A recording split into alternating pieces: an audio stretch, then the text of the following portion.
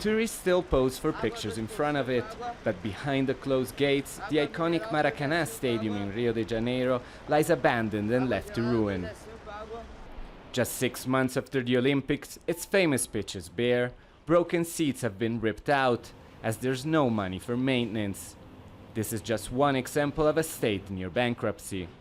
And now the budget doesn't have enough money even to pay for basic services like the salaries of the teachers, of police officers. Corruption scandals in an economic recession is affecting the entire country, but things are particularly bad here.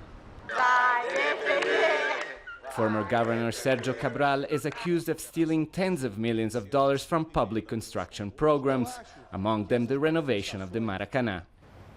During the Olympics, the city was really trying hard to keep things together, but the minute the games were over, everything started to fall apart. The public university, usually brimming with students, is empty. With no money to pay professors, classes have not started. It's a very sad situation. We need to graduate and work. Our families can't support us forever. While at this public hospital, patients are sent back for lack of doctors. I feel impotent. I have neurotoxoplasmosis and have been waiting for 7 months to do a head scan.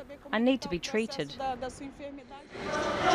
To respond to the crisis, the state government is considering a series of austerity measures, which would cut pensions, jobs, and privatize publicly owned companies. They've been met with growing protests, some of which have turned violent. Fearing a possible police strike, the federal government sent thousands of soldiers to patrol the streets just days before its famous carnival is set to begin. And we are facing the same kind of difficult situation that many countries in Western Europe suffered in the last years. Countries such as Greece, Spain, and Portugal. But Brazil is much poorer than these nations. We don't have the same social protection network that they have.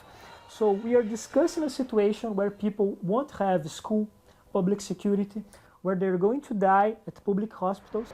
Rio remains the beautiful city that tourists can't help but fall in love with.